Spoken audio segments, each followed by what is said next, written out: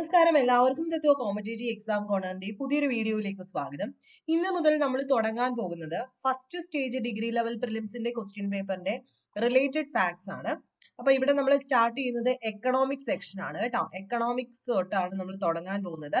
Question number 16 ആണ് നമ്മൾ discuss ചെയ്യുന്നത്. അതുമായിട്ട് റിലേറ്റ് ചെയ്ത് ഞാൻ കുറച്ച് പോയിന്റ്സ് ഡീറ്റെയിൽഡ് ആയിട്ട് പറയും. അത് നിങ്ങളൊന്ന് കേട്ടിരിക്കാം.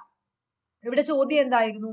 ഇന്ത്യയിലെ ഒരു കാര്യം കൂടെ പറയാം. 16ഉം 17ഉം എന്ന് പറയുന്നത് രണ്ടും നമ്മുടെ ധനനയം, ഫിസ്ക്കൽ പോളിസി, അതുപോലെ തന്നെ മോണിറ്ററി പോളിസി, പണനയം. അപ്പൊ ഈ ഒരു വീഡിയോയിൽ നമ്മൾ ധനനയം ജസ്റ്റ് ഒന്ന് പറയുന്നുണ്ട്. എങ്കിലും ധനനയത്തിന് വേണ്ടിയിട്ട് നമ്മൾ ഡീറ്റെയിൽഡ് ആയിട്ട് വേറൊരു വീഡിയോ ചെയ്യുന്നതായിരിക്കും. ഫുൾ പോയിന്റ്സ് നമ്മൾ അവിടെ ഡിസ്കസ് ചെയ്യും. അതിനുശേഷം ഫാക്ടർ കോസ്റ്റ്, ഇതൊക്കെ തന്നെ എന്ന് പറയുന്നത് നമ്മുടെ 3 ചോദ്യങ്ങളും മാക്രോ എക്കണോമിക്സിൽ നിന്ന് വന്നതാണ് +2-ലെ. അപ്പൊ നമുക്ക് തുടങ്ങാം. 16 ഇന്ത്യയിലെ പണനയത്തിന്റെ ഉപകരണങ്ങൾ കണ്ടെത്തുക. ഇത് PSCക്ക് ഏറ്റവും ഇഷ്ടമുള്ള ഒരു മേഖല തന്നെയാണ്. എപ്പോഴും ഈ ചോദ്യം ഒരു 2021 തൊട്ട് ചോദിക്കുന്നുണ്ട്. എന്താണ് പണനയം? മോണിറ്ററി പോളിസിയാണ് പണനയം. ഫിസ്ക്കൽ പോളിസി എന്താ? ധനനയമാണ് അല്ലെ. ഫിസ്ക്കൽ പോളിസി ധനനയവും മോണിറ്ററി പോളിസി എന്ന് പറയുന്നത് പണനയവുമാണ്. ഏതൊക്കെ ഉപകരണങ്ങളാണ് ഇന്ത്യയിൽ പണനയത്തിനുള്ളത് എന്നാണ് ചോദ്യം. മാർജിനൽ സ്റ്റാൻഡിംഗ് ഫെസിലിറ്റി റേറ്റ്, കമ്മി ധനസഹായം, നിയമാനുസൃത ലിക്വിഡിറ്റി റേഷ്യോ, നികുതി നയങ്ങൾ. ആൻസർ എല്ലാവർക്കും അറിയാമായിരിക്കുമല്ലോ. നമ്മൾ ഡിസ്കസ് ചെയ്തപ്പോൾ പറഞ്ഞു മാർജിനലും നിയമാനുസൃത ലിക്വിഡിറ്റി റേഷ്യോ ഓപ്ഷൻ ബി ആണ്. നമുക്ക് ഡീറ്റെയിൽഡ് ആയിട്ടൊന്ന് നോക്കാം. ആദ്യം നമ്മൾ പറയാൻ പോകുന്നത് എന്താണ് ഈ മോണിറ്ററി പോളിസി, എന്താണ് ഫിസ്ക്കൽ പോളിസി, തമ്മിലുള്ള വ്യത്യാസം. മോണിറ്ററി പോളിസിയും ഫിസ്ക്കൽ പോളിസി എന്ന് പറയുന്നത് ഡിഫറെന്റ് ആയിട്ടുള്ള 2 ടൂൾസ് ആണ്. ഇത് രണ്ടും എന്തുമായിട്ട് ബന്ധപ്പെട്ടതാണ്? രാജ്യത്തിന്റെ എക്കണോമിക് ആക്ടിവിറ്റി, സാമ്പത്തിക വ്യവസ്ഥയ്ക്ക് ഇമ്പാക്ട് ഉണ്ടാക്കുന്ന ഏറ്റവും ഇമ്പോർട്ടന്റ് ആയിട്ടുള്ള 2 കാര്യങ്ങളാണ് പണനയം, ധനനയം. പക്ഷെ രണ്ടും രണ്ടാണ്. ഇനി ആദ്യം നമുക്ക് പണനയം എന്താണെന്ന് പറയാം. Monetary policies are formed and managed by the central bank of a country. നമ്മുടെ സെൻട്രൽ ബാങ്ക് ആരാ? RBI ആണ്. അപ്പൊ RBI ആണ് മോണിറ്ററി പോളിസി മാനേജ് ചെയ്യുന്നതും കൺട്രോൾ ചെയ്യുന്നതും ഫോം ചെയ്യുന്നതും എല്ലാം. ഇത് എന്തിനു വേണ്ടിയിട്ടാണ് എന്ന് ചോദിച്ചു കഴിഞ്ഞാൽ നമ്മുടെ മണി സപ്ലൈയെ മാനേജ് ചെയ്യാനായിട്ടും ഇൻട്രസ്റ്റ് റേറ്റിനെ മാനേജ് ചെയ്യാനായിട്ടും ഒക്കെ ആയിട്ടാണ് മോണിറ്ററി പോളിസി ഫോം ചെയ്തിരിക്കുന്നത്. Okay, monetary policies are formed and managed by the central bank of a country and such a policy is concern with the management of money supply, interest rate in the economy. അവരുടെ ജോലി എന്താണ്? Money supply മാനേജ്മെന്റും interest rate എക്കണോമിയിൽ കൂട്ടുക, കുറയ്ക്കുക, ഇതൊക്കെയാണ് monetary പോളിസിയുടെ പ്രധാനപ്പെട്ട ഫംഗ്ഷൻ. അടുത്ത ഫിസ്ക്കൽ പോളിസി അഥവാ ധനനയം. ഇതെന്ന് പറയുന്നത് എന്തുമായിട്ട് ബന്ധപ്പെട്ടിരിക്കുന്നു? ഗവൺമെന്റുമായിട്ട് ബന്ധപ്പെട്ടതാണ് ധനനയം. ഗവൺമെന്റ് ആണ് ഇത് മാനേജ് ചെയ്യുന്നത്. ഇവരെന്താ ചെയ്യുന്നത്? സ്പെൻഡിങ്ങും ടാക്സേഷൻ എന്ന ആസ്പെക്ട്സ്, അതായത് ചെലവ്, അതുപോലെ തന്നെ നികുതി വരുമാനം, ഇതൊക്കെ ആയിട്ട് ബന്ധപ്പെട്ടതാണ് ധനനയം എന്ന് പറയുന്നത്. അപ്പൊ ഗവൺമെന്റ് ആണ് ഇതിന്റെ അധികാരി എന്ന് ഓർക്കുക. It is the governments way of stabilising the economy and helping in the growth of the economy. ഇതിനകത്ത് ശരിക്കും എന്ന് പറയുന്നത് ശരിക്കും എക്കണോമിയെ എങ്ങനെ നിലനിർത്തി പോകാം എന്നുള്ളതാണ് ഫിസ്ക്കൽ പോളിസിയുടെ ഒരു ധർമ്മം എന്ന് പറയുന്നത്. അപ്പൊ ഫിസ്ക്കൽ പോളിസി കൂടുതൽ കോൺസെൻട്രേറ്റ് ചെയ്യുന്നത് ഗവൺമെന്റിന്റെ ആ ഒരു നയപരിപാടിയാണിത്. Stabilizing the economy and helping the growth of economy. എക്കണോമിയെ കുറച്ചുകൂടെ വളർത്തിക്കൊണ്ടുവരിക, സാമ്പത്തിക സ്ഥിരത ഉറപ്പാക്കുക, ഇതൊക്കെയാണ് ഫിസ്ക്കൽ പോളിസിയുടെ നയങ്ങൾ. ഇവിടെ വരുന്ന എന്തൊക്കെയാ? ചെലവ്, ഗവൺമെന്റിന്റെ ചെലവ്, ഗവൺമെന്റിന്റെ വരുമാനം എന്തൊക്കെയാ? നികുതിയൊക്കെ പ്രധാന വരുമാനം. അപ്പൊ നികുതി കൂട്ടുക, കുറയ്ക്കുക, ഇതൊക്കെയാണ് ഫിസ്ക്കൽ പോളിസിയിൽ വരുന്നത്. മറ്റിടത്തെന്ന് പറഞ്ഞു കഴിഞ്ഞാൽ എന്താണ്? സെൻട്രൽ ബാങ്ക് RBIയുടെ കൺട്രോളിൽ നിൽക്കുന്നതാണ് മോണിറ്ററി പോളിസി. ഇതിന്റെ പ്രധാനപ്പെട്ട ഫംഗ്ഷൻ അല്ലെങ്കിൽ മാനേജ് ചെയ്യുന്നത് എന്താണ്? മണി സപ്ലൈ, അതുപോലെ ഇൻട്രസ്റ്റ് റേറ്റ് എക്കണോമിയിൽ കൂട്ടുകയോ കുറയ്ക്കോ, അതൊക്കെയാണ് മോണിറ്ററി പോളിസി എന്ന് പറയുന്നത്. ഇനി അത് തെറ്റിക്കരുത്. ഇനി നോക്കാം, മോണിറ്ററി പോളിസി എന്ന് പറയുമ്പോൾ പ്രധാനപ്പെട്ട കുറച്ച് കാര്യങ്ങൾ നോക്കാം. It is a financial tool that is used by the central bank in regulating the flow of money, interest rate in an economy. എത്രത്തോളം പൈസ നമ്മുടെ എക്കണോമിയിലേക്ക്, സമ്പദ് വ്യവസ്ഥയിലേക്ക് വരണം, അതിനെ റെഗുലേറ്റ് ചെയ്യുന്നു. ഇൻട്രസ്റ്റ് റേറ്റ് എത്രത്തോളം പോകണം, കുറയണം, കൂടണം, ഏതൊക്കെ സമയത്ത് കൂടണം, ഇതൊക്കെയാണ് മോണിറ്ററി പോളിസി ഫോക്കസ് ചെയ്യുന്നത്.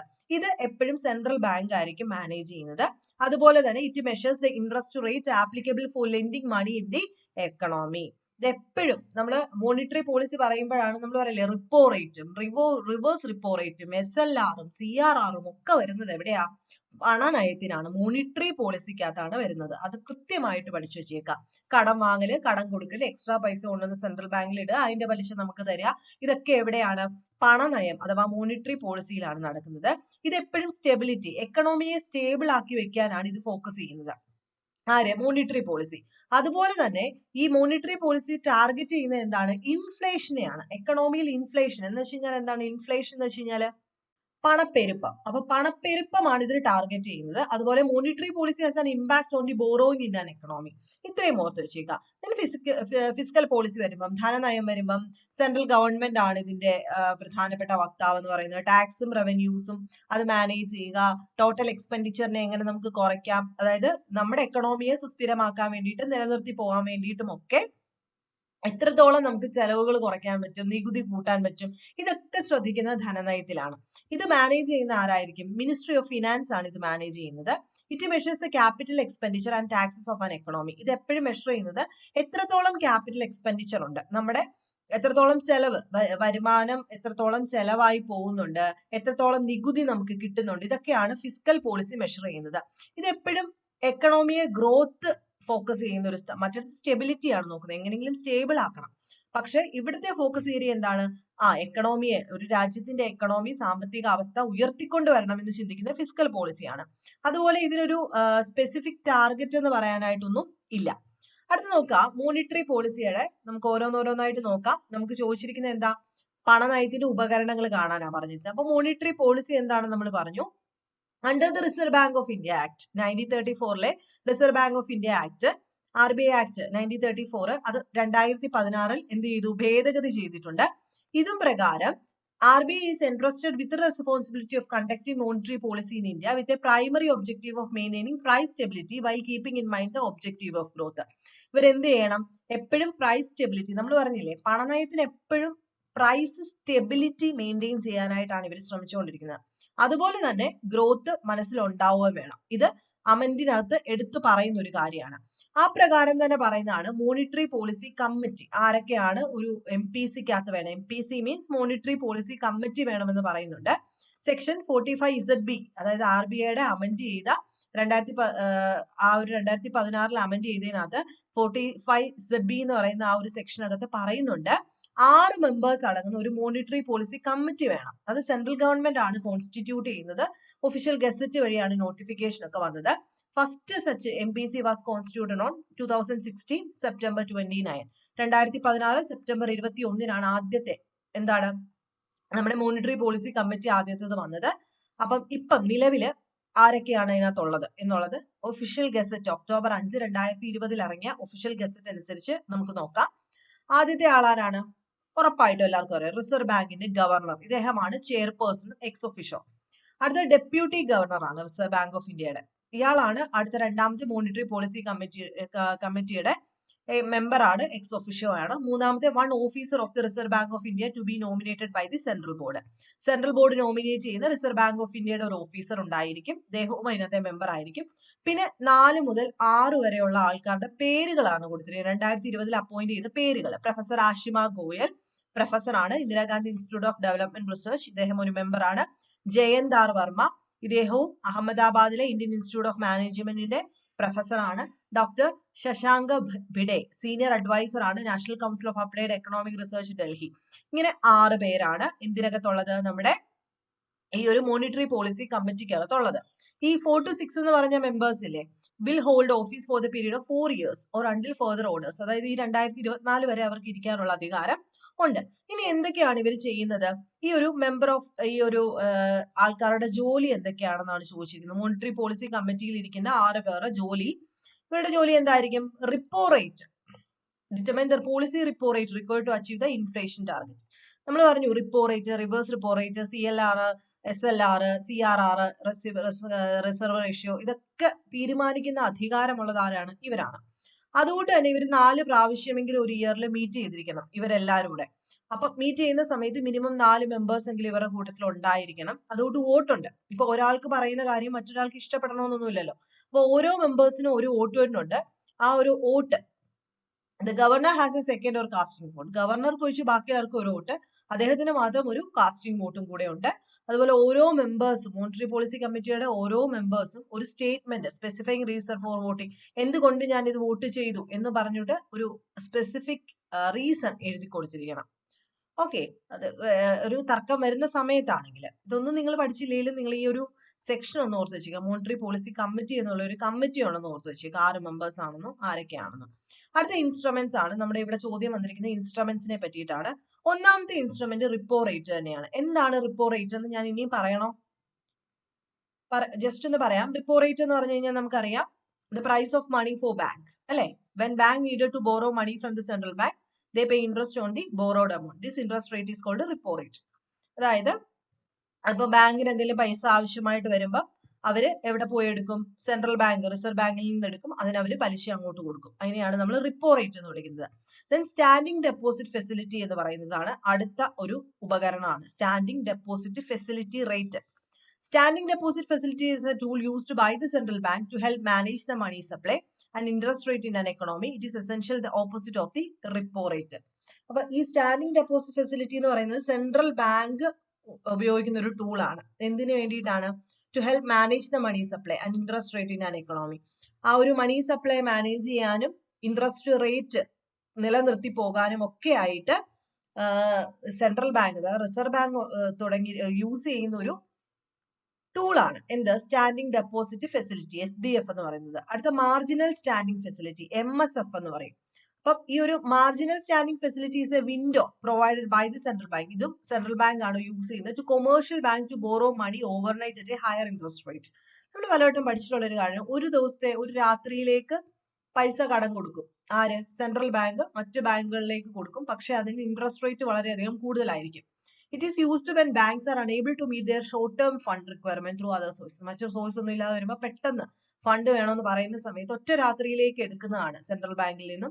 That is marginal standing facility. Then liquidity adjustment facility. അപ്പൊ ഇത്ര നേരം എന്തൊക്കെയാ പറഞ്ഞത്? Repo rate, standing deposit facility, marginal standing facility, അടുത്ത ലിക്വിഡിറ്റി അഡ്ജസ്റ്റ്മെന്റ് ഫെസിലിറ്റി എന്ന് വിളിക്കും. ലിക്വിഡിറ്റി അഡ്ജസ്റ്റ്മെന്റ് ഫെസിലിറ്റി എന്ന് പറയുന്നതും സെൻട്രൽ ബാങ്കിന്റെ ഒരു ടൂൾ തന്നെയാണ്. ലിക്വിഡിറ്റി മാനേജ് ചെയ്യാൻ വേണ്ടിയിട്ടാണ്. അതായത് എക്കണോമിയിലേക്ക് എത്രത്തോളം പൈസ വരണം എന്നുള്ളത് തീരുമാനിക്കുന്നത് ആരായിരിക്കും? റിസർവ് ബാങ്ക് ആണ്. ഇൻട്രസ്റ്റ് റേറ്റ് എത്രത്തോളം വരണം, അതാണ് liquidity adjustment facility. It consist of 2 main components. ഇതും എന്തിനെ അടിസ്ഥാനമാക്കിയിരിക്കുന്നു? റിപ്പോ റേറ്റും റിവേഴ്സ് റിപ്പോ റേറ്റുമാണ് ഇതും അടിസ്ഥാനമാക്കിയിരിക്കുന്നത്. അപ്പൊ ലിക്വിഡിറ്റി അഡ്ജസ്റ്റ്മെന്റ് ഫെസിലിറ്റി എന്ന് പറയുന്നതും ഒരു ടൂളാണ്. അടുത്ത LAF കോറിഡോർ എന്ന് വിളിക്കുക. അതായത് ലിക്വിഡിറ്റി അഡ്ജസ്റ്റ്മെന്റ് ഫെസിലിറ്റി കോറിഡോർ. ഇതും അത്രയൊക്കെ തന്നെ ഉള്ളൂ. ഇതിന്റെ റിവേഴ്സിനും റിവേഴ്സ് റിപ്പോ റേറ്റിനും ഇടയ്ക്കായിട്ട് നിൽക്കുന്ന ഒരു കോറിഡോർ എന്ന് ഓർത്താൽ മതി.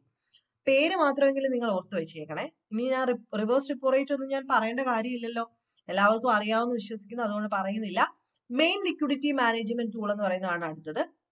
അത് ഏകദേശം ഒരു 14 ദിവസത്തേക്ക് കൊടുക്കുന്ന ആ ഒരു പൈസയാണത് കേട്ടോ. മെയിൻ ലിക്വിഡിറ്റി മാനേജ്മെന്റ് എന്ന് പറയുന്നത് ഇവിടെ 14-day term repo reverse repo option operation at a variable rate conducted to coincide with cash reserve ratio. Maintenance cycle is the main liquidity management tool for managing frictional liquidity. CRR എന്താണ് coincide ചെയ്യാൻ വേണ്ടിയിട്ട്, അത് നടപ്പിലാക്കാൻ വേണ്ടിയിട്ട് നമ്മൾ പറഞ്ഞില്ലേ cash reserve ratio എപ്പോഴും ഒരു ബാങ്കിന് ഉണ്ടായിരിക്കണം. അതില്ലാതെ വരുന്ന സമയത്ത് ഉണ്ടാകുന്നതാണ് മെയിൻ ലിക്വിഡിറ്റി മാനേജ്മെന്റ് ടൂള്. പിന്നെ ഫൈൻ ട്യൂണിങ് ഓപ്പറേഷൻ എന്ന് പറയും. അതുപോലെ റിവേഴ്സ് റിപ്പോ റേറ്റ്. അപ്പൊ നിങ്ങൾ പഠിക്കുമ്പോൾ റിവേഴ്സ് റിപ്പോ റേറ്റ്. അതുപോലെ തന്നെ നെക്സ്റ്റ് എന്ന് പറയുമ്പോൾ ഏതാണ് instrument? Standing deposit facility, marginal standing facility, liquidity adjustment facility, liquidity adjustment corridor.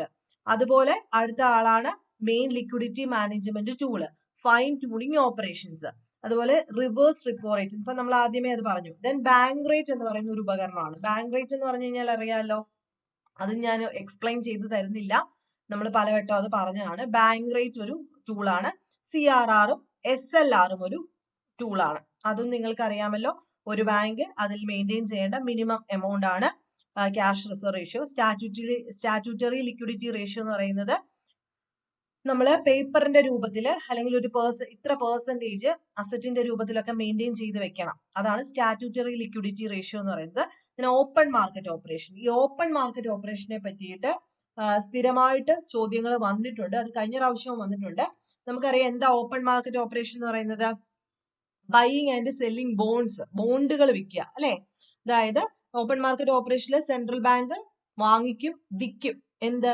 ഗവൺമെന്റിന്റെ കയ്യിൽ നിന്ന് ഓപ്പൺ മാർക്കറ്റിനകത്ത് ഒന്നുകിൽ ഗവൺമെന്റിന്റെ കയ്യിൽ നിന്ന് സെൻട്രൽ ബാങ്ക് കുറച്ച് ബോണ്ട് ഇങ്ങോട്ട് വാങ്ങിക്കും. എന്തിനു വേണ്ടിയിട്ടാണ് വാങ്ങിക്കുന്നത്? When the central bank buy bonds it increases the amount of money in circulation.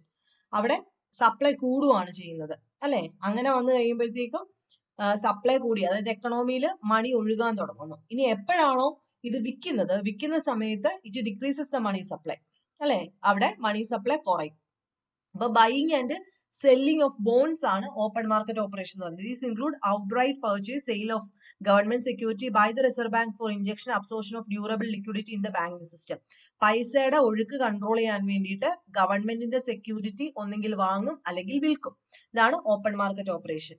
അപ്പൊ ഞാൻ ഇന്നത്തെ വീഡിയോയിൽ പറഞ്ഞ കാര്യങ്ങൾ കൃത്യമായി നിങ്ങൾക്ക് മനസ്സിലായെന്ന് വിചാരിക്കുന്നു. ഇവിടെ നമ്മൾ ഓൾറെഡി പറഞ്ഞ എന്തൊക്കെ കാര്യങ്ങളാണ്? ലിക്വിഡിറ്റി റേഷ്യോ ഇതിനകത്ത് വരും. മാർജിനൽ സ്റ്റാൻഡിംഗ് ഫെസിലിറ്റി ഇപ്പൊ നമ്മൾ പറഞ്ഞതേ ഉള്ളൂ. മാർജിനൽ സ്റ്റാൻഡിംഗ് ഫെസിലിറ്റി ഇതെല്ലാം തന്നെ എന്തിന്റെ ഉപകരണങ്ങളാണ്? നമ്മുടെ ഇൻസ്ട്രുമെന്റ്സ് ഓഫ് മോണിറ്ററി പോളിസിയാണ് മാർജിനൽ സ്റ്റാൻഡിംഗ് ഫെസിലിറ്റി. അതെന്താണെന്ന് ഞാൻ പറഞ്ഞു. അപ്പൊ ഇനി ഇതിൽ കൂടുതൽ എന്തെങ്കിലും ഇതിനകത്ത് സംശയം ഉണ്ടെങ്കിൽ ഒന്നുകിൽ എന്നോട് ടെലഗ്രാമിൽ ചോദിക്കുക, അല്ലെങ്കിൽ താഴെ കമന്റ് ചെയ്ത് ചോദിക്കുക. നെക്സ്റ്റ് വീഡിയോയിൽ നമ്മൾ ഡിസ്കസ് ചെയ്യുന്നത് ഈ ഒരു ധനനയമായിരിക്കും. ധനനയം പറയുന്ന സമയത്ത് നമുക്ക് മാക്രോ എക്കണോമിക്സും കൂടെ മിക്സ് ചെയ്ത് പറയാം. അപ്പൊ നെക്സ്റ്റ് വീഡിയോയിൽ കാണുന്നത് വരെ ബൈ.